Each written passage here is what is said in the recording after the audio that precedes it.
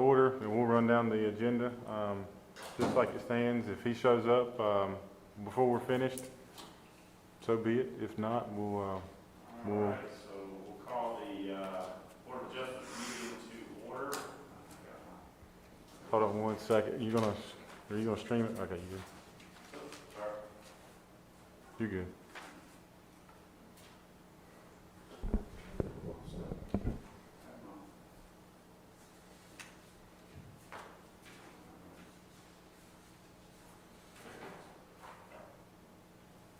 that, Tom? So you're good to go. Okay. All you. We'll call the meeting to order for the Board of Adjustment, October 20th, 2020. I'd like to welcome everyone. We do not currently have a quorum of at least 4 folks. So some of the agenda, we'll go through the agenda. Can I get a motion to approve the agenda as it's written? Make a motion. Mr. Pierce, get a second. Mr. Miller, all in favor? Aye. So, 100%. All righty. So, got that done, and then we've got administrative matters. Excuse me, I can't talk tonight. We had Ms. Portia resign. Ms. Willis, up minutes approved.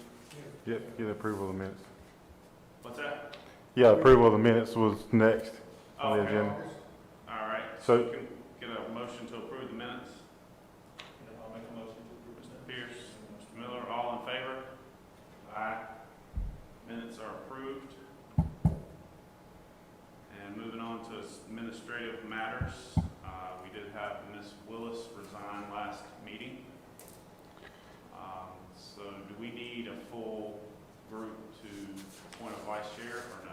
So no, we actually had the vice chair was, I should have corrected this. So we actually did that last time. So Okay, Joseph I Pierce did, is I a, didn't know, but I saw it on here. that's my fault. That was an old slide. I was just copying and pasting. But I did want to point out that, so when we appoint next time, we'll get Mr. Miller moved up to a regular member. That was an oversight last time.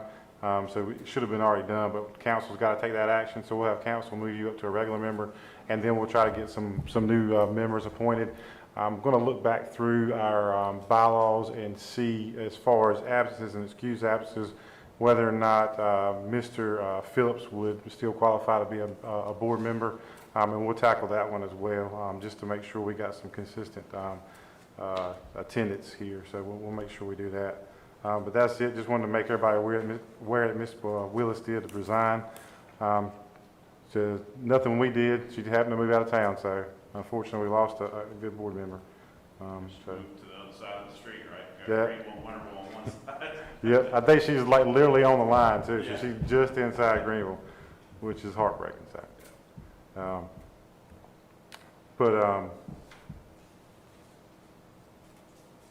if you guys got any questions on that? No, sir. Okay. All right, so we're gonna move on to the new business and just run through that, and then I guess we'll have to do the vote later, right? Yeah, so technically we do have enough for a quorum. All we have to have is a 3 for a quorum. But the variance, statutorily, you have to have a 4/5 majority vote. So technically to have that, you got to have 4 people here to do that. A 3 vote wouldn't count because, like I said, statutorily we got to have 4. But we can go through this, and that way, once we reschedule the hearing, so that's another thing we'll have to do. We'll have to reschedule the hearing. We can do that here. We've already given notice, so this meeting will provide sufficient notice for next month's meeting. So we'll do that at the end instead of taking a vote on the whether or not to approve the variance criteria. We'll just reschedule the hearing. Okay. But I'll run through it real quick, and that way we can, while Mr. Coon's in attendance, we can give him any questions. Generally speaking, we would swear you in and swear anybody else in that would want to testify or give findings of fact, but it won't be necessary at this point. So, like I said, Will Coon with Will Coon Homes is the applicant. The location is Castleford Drive. That's the Brookfield subdivision. You can see the parcel number. Site data is .34 acres. It's zoned R10. The variance request is to go to an 8-foot side setback rather than a 10-foot side setback. So we did post a notice on site on October 5th, provided the property owners with a notification that this hearing would take place tonight, and then provided notice in the Daily Reflector on October 7th and October 14th. So here's an aerial of the lot. There it is outlined in red. So this is an overlay of the subdivision map, so you can see, and I'll kind of point out. So this is where it really gets tied up. So you can see here is a riparian buffer, which you can't put any type of structure in. And then you got this line here being the minimum building line on the front. So, and I'll kind of highlight that. So you can see there is the buffer. You can't encroach that buffer with any type of impervious surface. That would include a primary residential structure. And outlined in yellow, that's your front setback line. So you can see that there's a very small envelope there. And I'll let Mr. Kuhn speak more to that. And that's really all I've got for it as far as presentation-wise, showing you what the situation is. And then was really just going to rely on the applicant to show the burden of proof that needs the variance. So Brian, just, I guess, for clarification, the section behind, is that for drain, that's the drainage easement, is that what that is? so no, so there's a stream that runs along the back property line. Okay. So that stream is what you commonly hear called a blue line stream. So it's got a riparian buffer associated with it. It's 50 feet on each side of it. So you got 50 feet from the top of that bank of that stream inward toward the front that you can't touch. You can maintain zone 1 and zone 2 a little bit differently as far as maintaining grass and woody vegetation, but bottom line is you can't put any type of impervious structure in there. So if they came in with a zoning permit application and they showed any type of that building envelope or any section of that building envelope in that riparian buffer, we automatically would turn them down. So they would have to show a plot plan with the building envelope outside of the setbacks and outside that riparian buffer. So the yellow line is just the setback that we're talking about? That's the front. I didn't show the only reason I didn't show the side setback is because I didn't have the ability to scale it like this. I was hoping that Will would be able to bring some technical data showing, or a survey showing that side setback. But I just want to give you kind of an idea of what it looks like. You know, just from the aerial view, you can automatically see the surface area of that lot is cut down to pretty much nothing. So, but yeah, I'll let Will kind of run through what his thoughts were on the application. So. Do we need to swear him in and off of this? Or? Well, that's what I was saying. There's really no need. We're not taking a vote on it. So it's kind of just informational at this point. So, Okay. Will, if you want to come up to the podium, that microphone's on. Let's see. I hurt my back, so bear with me. The houses that we normally put out there, none of the houses that we have will fit on that. Obviously, very few things will fit on there. We found one plan that we like, that works with the rest of the houses, kind of, coincides with the same type of look and all that out there. So, but the problem is we have like 38 feet to work with, and this house is 38 feet. It's like right on the button on the side setbacks. It's like right out on, so we don't feel comfortable with that. What we'd like to do is now I think we could do like 9-foot side setbacks, but that, I'd like a little more of a cushion than that. So that's why we went from 10 to 8.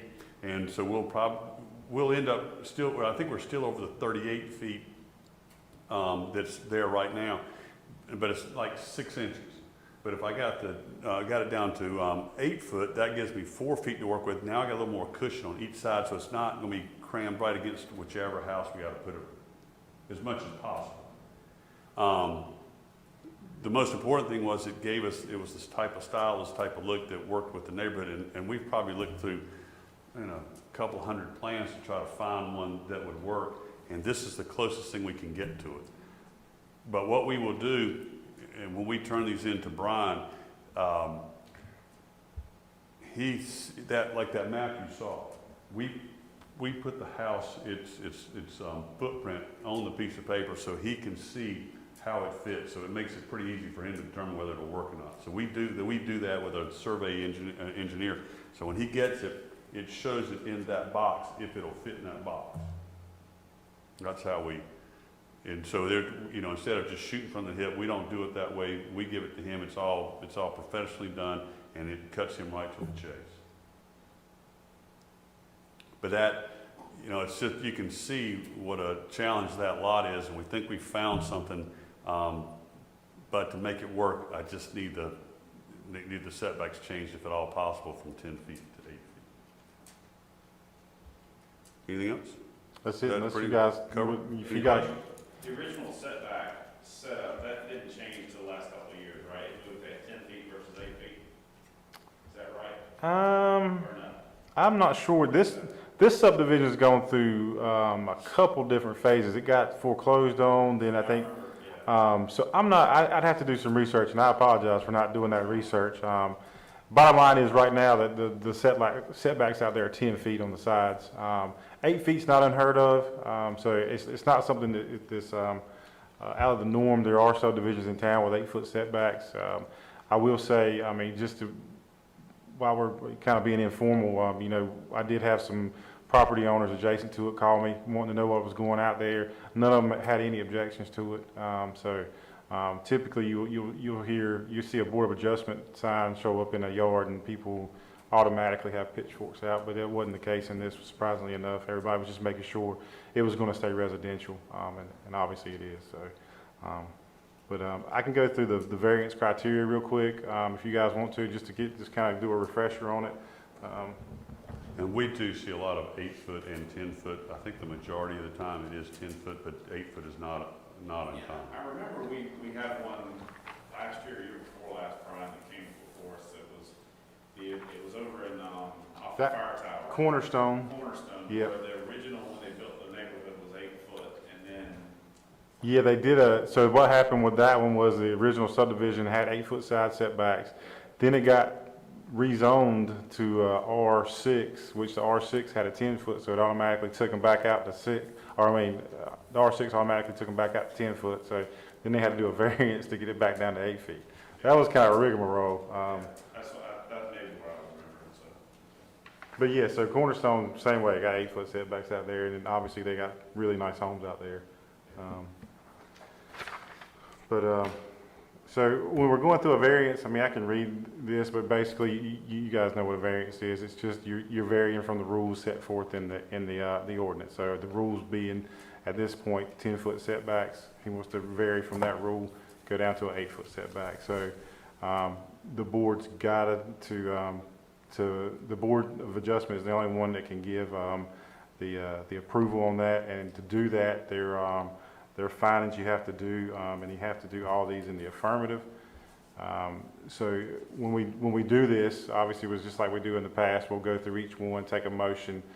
All these would have to be affirmative. So you have to go yes on A1, A2, A3, A4, A5, B, and C. So some of these are pretty cut and dry. Some of them are some gray area. That's where the board would have the deliberation on whether or not, is so let's see, so like B, the variance is in harmony with general purpose and intent of the ordinance.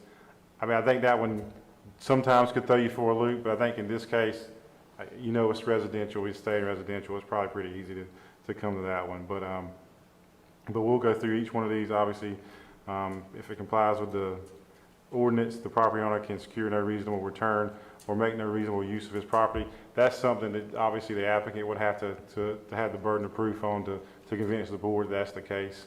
And then going through the other ones, hardship results from the application of the ordinance. Hardship is suffered by the applicant's property. Hardship is not a result of the applicant's own actions. Hardship is peculiar to the applicant's property. Pretty standard, obviously, stuff when we're talking about variance, but that's what variances are made for, is for those peculiarities that happen. Sort of like when we did the brewery over here. We're trying to do the separation requirements. It's pretty unique. This one's kind of unique in the fact that it's an odd-shaped lot with some environmental concerns. You want to stay out of that, and then trying to fit it on there with that curved front property line. So it is peculiar. But you guys got any questions on how we'll handle that when we get to it? And also, I forgot to say, that's in Brookfield. And if you're not familiar with Brookfield, I've built all the houses in Brookfield. So, and then we're also building the next phases, which are out off of Laurie Ellis Road. So it's not like I'm wanting to buy that lot and put a house in there and don't care how it fits with the rest of the neighborhood. It's very important to me that it looks and fits with the rest of the neighborhood, because I want to make sure it doesn't make the rest of the homeowners out there, their property values suffer at all. And if we go in there, we want to make sure it fits. And like I'm saying, this is the only house that we've been able to get that fits, that keeps up the look that's already out there. Yeah, I think that's a good point. But at this point, if we guys don't have any questions, I'll ask just for a motion to reschedule it for, let me get that date. I meant to write that down earlier.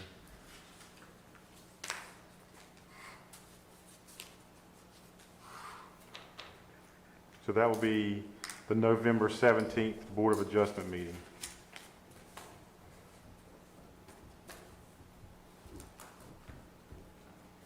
So I think the motion should probably be due to a lack of voting members. We need to reschedule it to November 17th. Get a motion? I'll make a motion to reschedule for November 17th. Second, Mr. Miller. All in favor? Aye. November 17th it is. All right.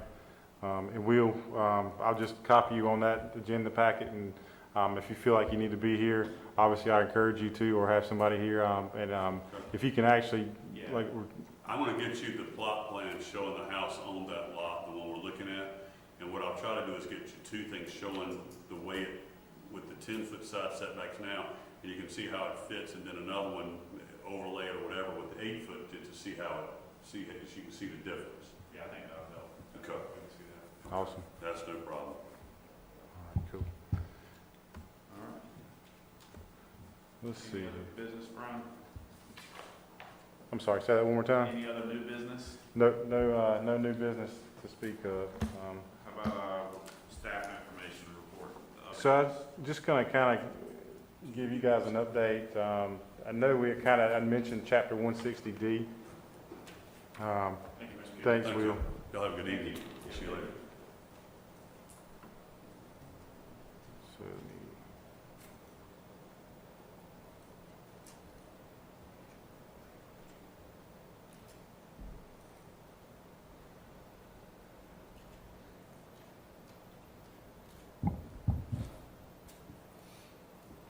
sorry, I just want to pull this up real quick. Gives me my kind of speaking points here. So 160D.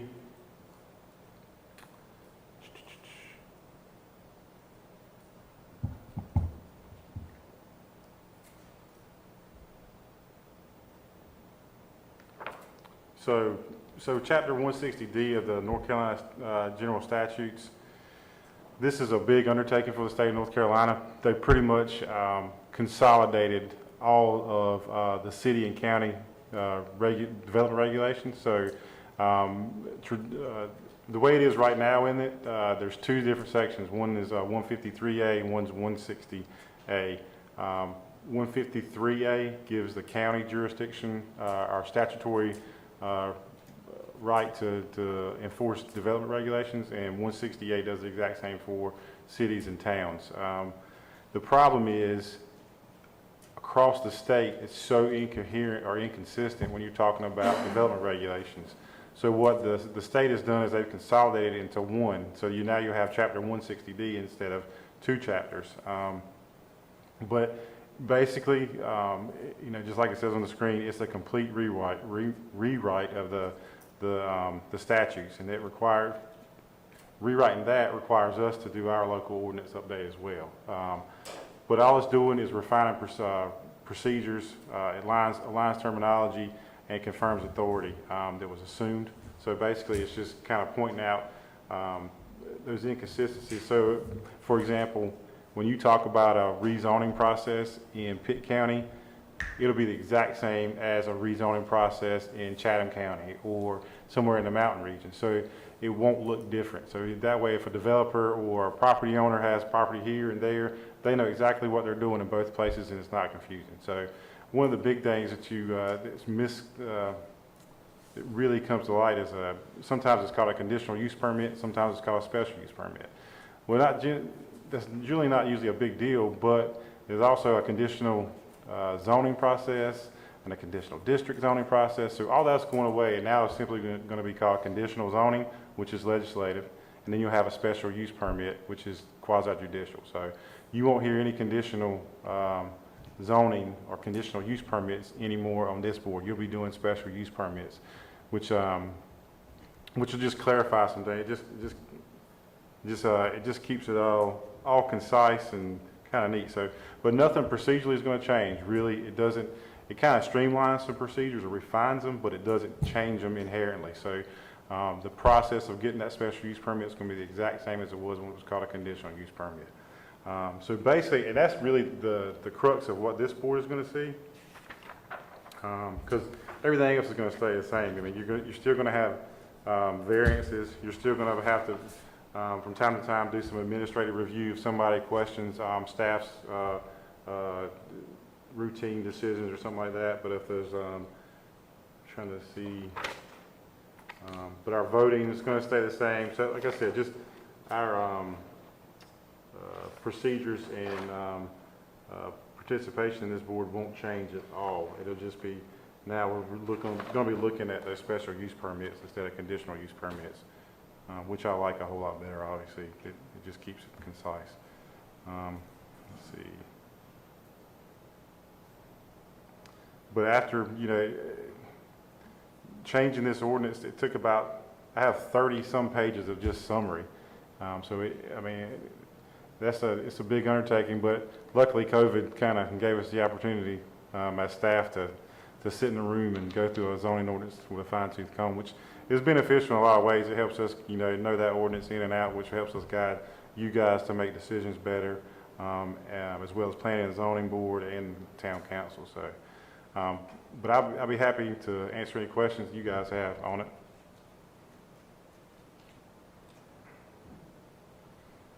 But hopefully we'll have those amendments, P and Z, approved or recommended approval to council last night. So we'll take it to council in December for a final vote, and then we'll have them incorporated into our zoning ordinance by the first of the year. So,